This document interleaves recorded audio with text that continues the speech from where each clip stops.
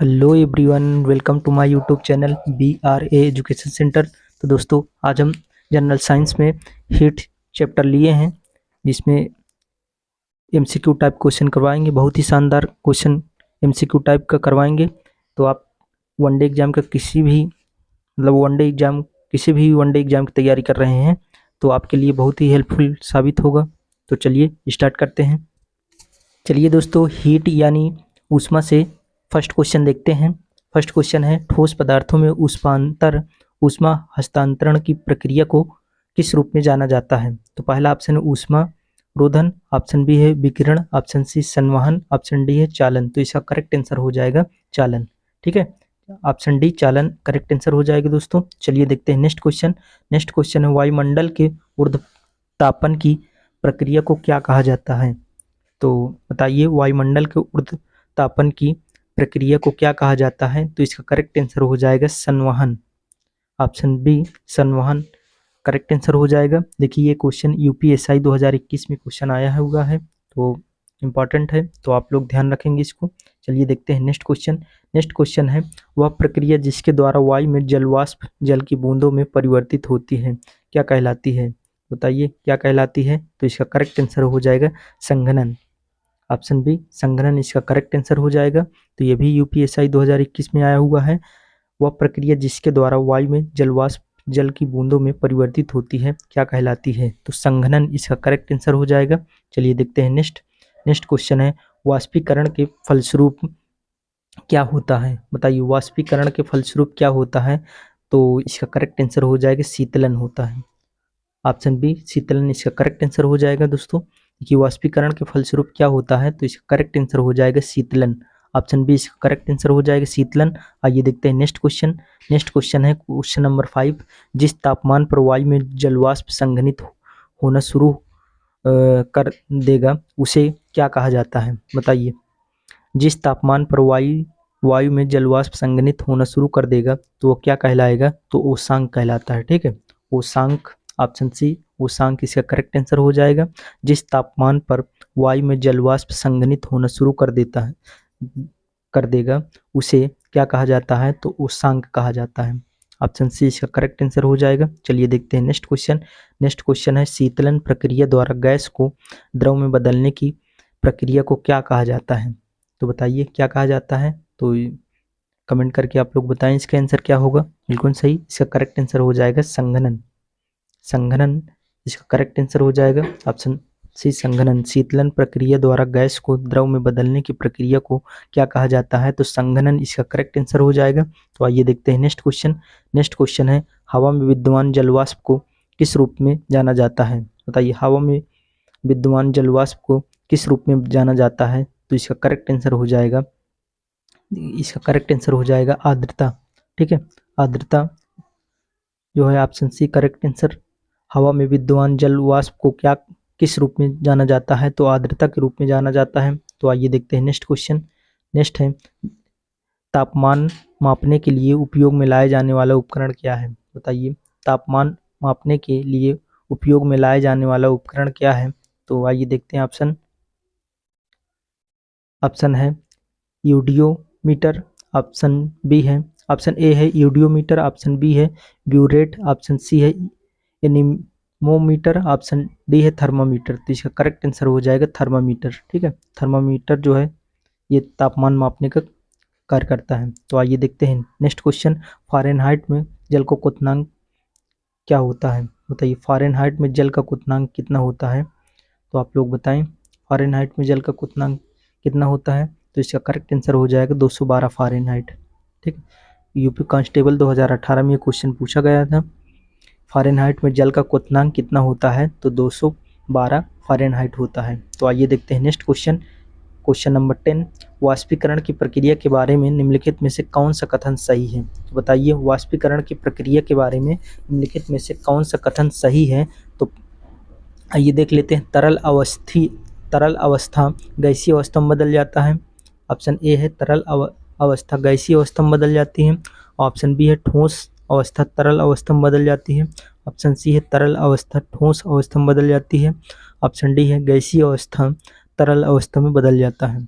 देखिए इसका correct answer हो जाएगा तरल अवस्था गैसीय अवस्था में बदल जाता है। ऑप्शन ए इसका करेक्ट आंसर हो जाएगा। क्वेश्चन ये पूछा गया था कि वाष्पीकरण की प्रक्रिया के बारे में निम्नलिखित में से कौन सा कथन सत्य है। तो वाष्पीकरण की प्रक्रिया के बारे में कथन ये सत्य है कि तरल अवस्था जो है गैसीय अवस्था में बदल जाता है। तो ऑप्शन ए इसका करेक्ट आंसर हो जाएगा। तो आइए देखते हैं नेक्स्ट क्वेश्चन। नेक्स्ट क्वेश्चन है निम्नलिखित में से कौन सी वस्तु ऊष्मागतिकी के सिद्धांत पर कार्य करती है। निम्न में से बताइए कौन सी वस्तु जो है ऊष्मागतिकी के सिद्धांत पर कार्य करती है। तो इसका करेक्ट आंसर हो जाएगा steam iron. Option D steam iron इसका करेक्ट आंसर हो जाएगा। तो चलिए देखते हैं क्वेश्चन नंबर 12। क्वेश्चन नंबर 12 है 273 केल्विन वायुमंडलीय दाब पर 1 किलोग्राम बर्फ को जल में परिवर्तित करने के लिए आवश्यक ऊष्मा की मात्रा कहलाती है। तो बताइए क्या कहलाती है। तो देखिए इसका करेक्ट आंसर हो जाएगा संलयन की संलयन की गुप्त ऊष्मा इसका करेक्ट आंसर हो जाएगा।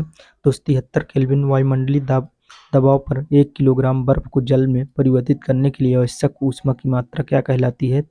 संलयन की गुप्त ऊष्मा इसका करेक्ट आंसर हो जाएगा। आइए देखते हैं नेक्स्ट क्वेश्चन नंबर 13।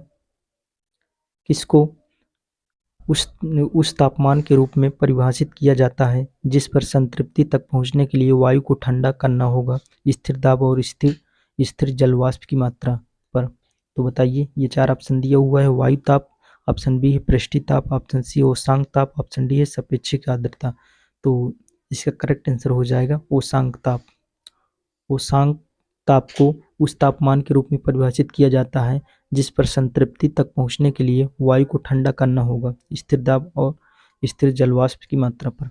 तो एसएससी सीजीएल प्री 2022 में ये क्वेश्चन पूछा गया है। तो आइए देखते हैं क्वेश्चन नंबर 14। क्वेश्चन नंबर 14 है इसमें ऊष्मा गर्म पदार्थ से ठंडे पदार्थ में स्थानांतरित होने वाली ऊर्जा का एक प्रकार है। तो बताइए किसमें ऊष्मा पदार्थ से ठंडे पदार्थ में स्थानांतरित होने वाली ऊर्जा का एक प्रकार है। तो ऑप्शन ए है चुंबक, ऑप्शन बी है घर्षण, ऑप्शन सी देख लेते हैं। देखिए ऑप्शन सी है गुरुत्वाकर्षण, ऑप्शन डी है ऊष्मागतिकी। तो इसका करेक्ट आंसर हो जाएगा ऊष्मागतिकी करेक्ट आंसर हो जाएगा दोस्तों। तो आइए देखते हैं नेक्स्ट क्वेश्चन। चलिए दोस्तों अब देखते हैं क्वेश्चन नंबर 15। किसने ऊष्म प्रवैगिकी के पहले 2 नियमों को संहिताबद्ध किया और कहा कि तापमान का पूर्ण शून्य -273.1515 डिग्री सेल्सियस है कि इन्हें किसके लिए केल्विन तापमान स्केल के नामकरण से सम्मानित किया गया था। तो बताइए। तो इसका करेक्ट आंसर हो जाएगा विलियम थॉमसन इसका करेक्ट आंसर हो जाएगा। देखिए किसने ऊष्म प्रवैगिकी के पहले 2 नियमों को संहिताबद्ध किया और कहा कि तापमान का पूर्ण शून्य -273.15 डिग्री सेल्सियस है, इन्हें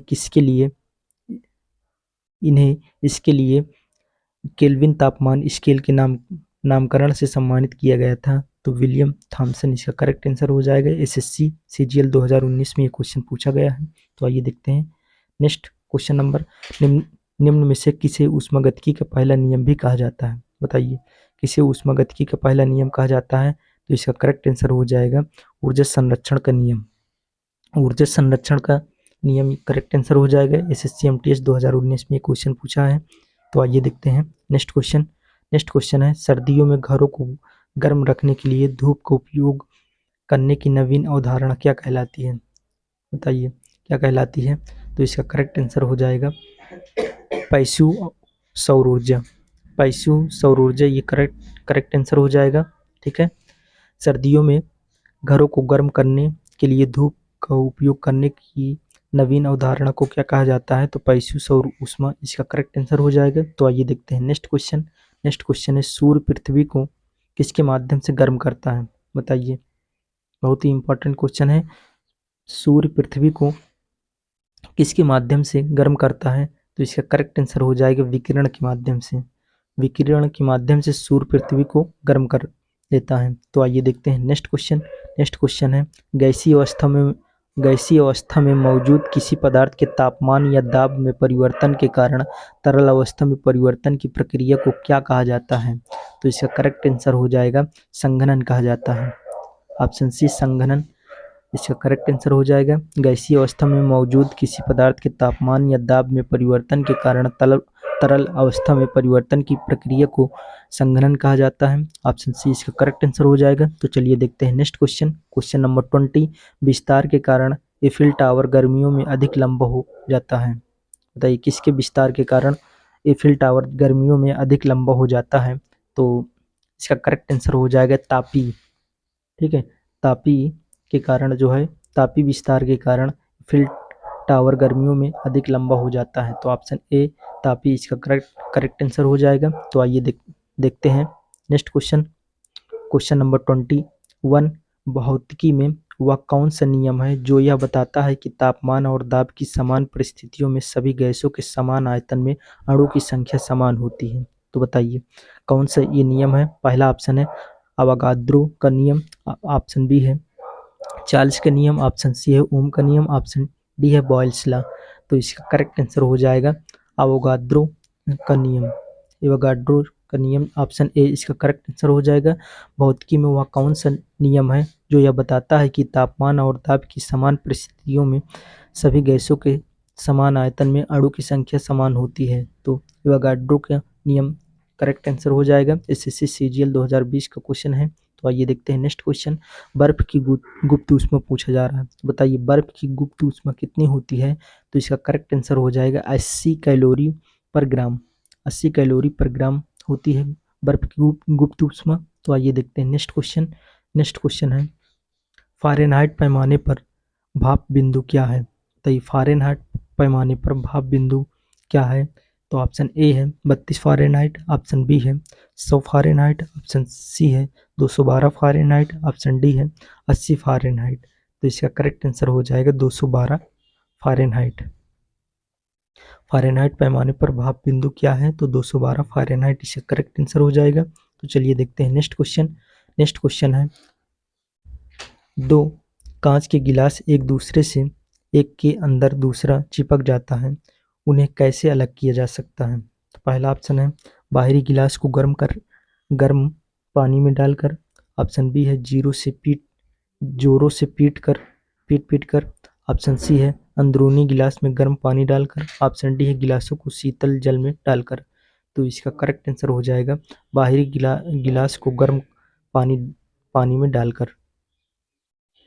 बाहरी गिलास को गर्म पानी में डालकर, ऑप्शन ए इसका करेक्ट आंसर हो जाएगा। दो कांच के गिलास एक दूसरे से एक के अंदर दूसरा चिपक जाते हैं तो उन्हें कैसे अलग किया जा सकता है। तो बाहरी गिलास को गर्म पानी में डालकर उसको अलग किया जा सकता है। ठीक है, तो आइए देखते हैं 25 क्वेश्चन नंबर।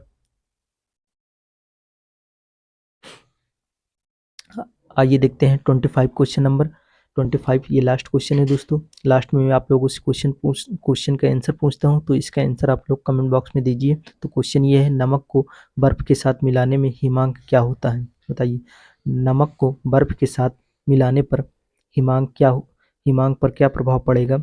घटता है, ऑप्शन बी है वृद्धि होती है, ऑप्शन सी अप्रभावित होती है, ऑप्शन डी है पहले घटता है फिर वृद्धि होती है। तो ये 4 ऑप्शन दिया हुआ है। तो आप लोग बताएं कि नमक को बर्फ के साथ मिलाने में हिमांक पर क्या प्रभाव पड़ता है। तो यूपी SSC लोअर PCS 2010 में ये क्वेश्चन पूछा गया है दोस्तों। ठीक है, और इसका आंसर जो है कमेंट बॉक्स में दीजिए। और इसी प्रकार शानदार जानकारी और शानदार तैयारी के लिए हमारे चैनल को सब्सक्राइब ना किए हो तो सब्सक्राइब जरूर कर लें। मिलते हैं नेक्स्ट वीडियो में, तब तक के लिए जय हिंद जय भारत। थैंक्स फॉर वॉचिंग दोस्तों।